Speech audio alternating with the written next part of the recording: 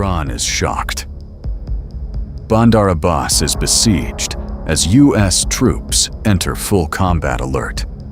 A potential U.S. operation in southern Iran is circulating as a high-stakes scenario and one of the most consequential military actions in the region in decades.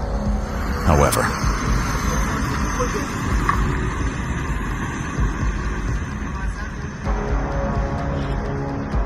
a U.S. landing operation would require an impressive, coordinated course of action with significant risk, one that could also rapidly lead to a major turning point in the entire campaign.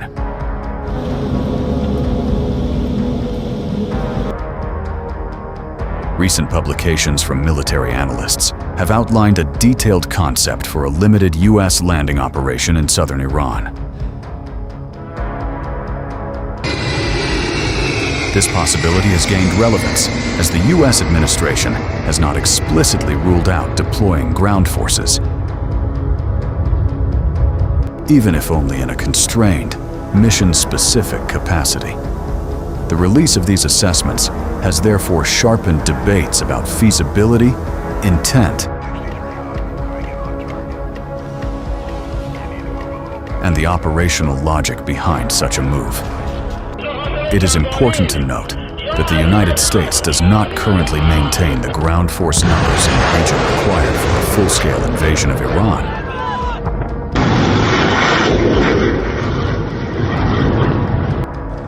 Nor has it established the logistical infrastructure that such a campaign would demand. Furthermore, there is no visible mobilization that would indicate preparation for a large occupation force.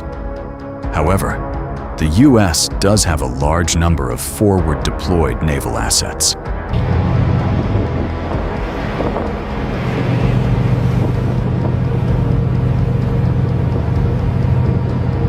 Rapid deployment units available back home, and special operations forces that could deploy within 18 to 48 hours.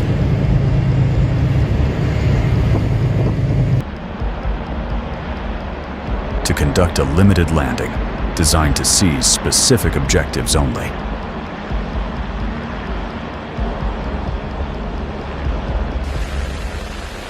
The current goal of the ongoing air campaign appears to be to undermine the Iranian military and political leadership.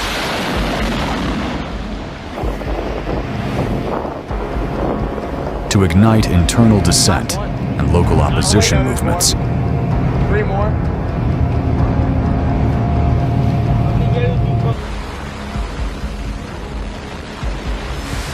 And whereafter, support these through air support and supply drops.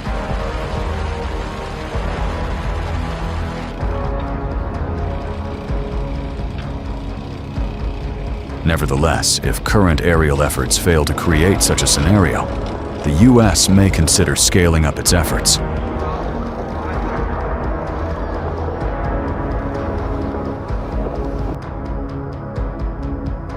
One viable strategy could entail securing a foothold inside Iran to host a provisional government and facilitate overland supply routes instead.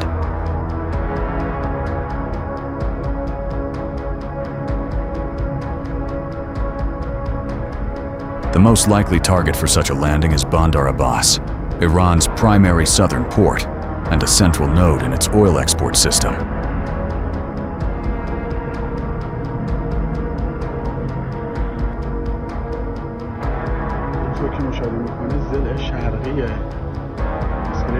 In addition to establishing a bridgehead, capturing the city would allow U.S. forces to obtain Iran's main naval base.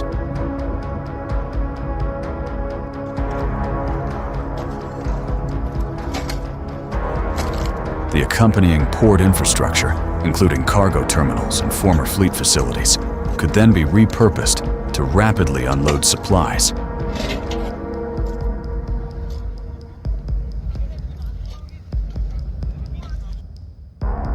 And serve as a staging ground to support friendly forces inland. Most importantly,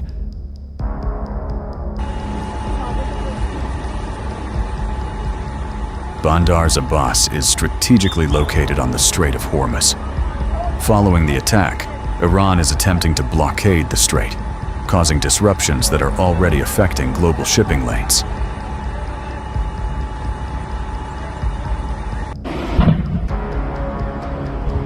Securing Bandar Abbas would give the U.S. a position from which to guarantee maritime passage to the major oil flows.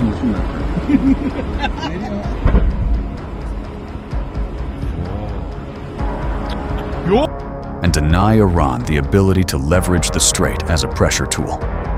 In preparation for a landing, the U.S. would shift focus to an air campaign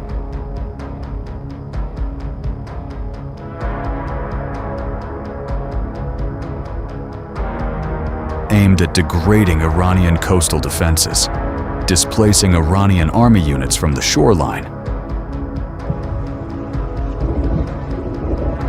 and disrupting their ability to maneuver along the main logistics corridors leading into Bandar Abbas. With defenses disrupted,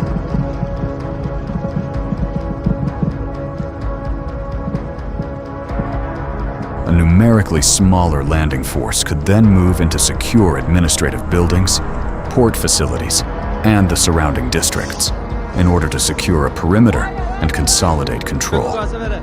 Infiltration routes through the mountains would be used to send small special forces groups to link up with local resistance networks, as well as provide supplies and weaponry overland. Any landing would also force Iranian army units hiding in the surrounding mountains into the open terrain. If they want to contest the U.S. bridgehead.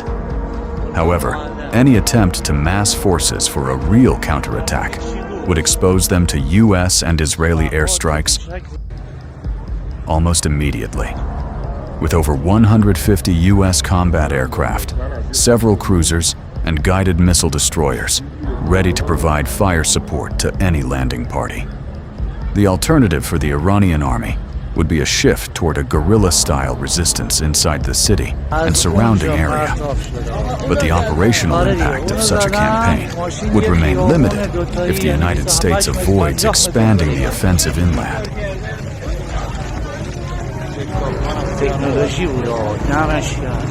And positions itself as a supporting force for a new government instead of an occupying one. High local pro-Western sentiment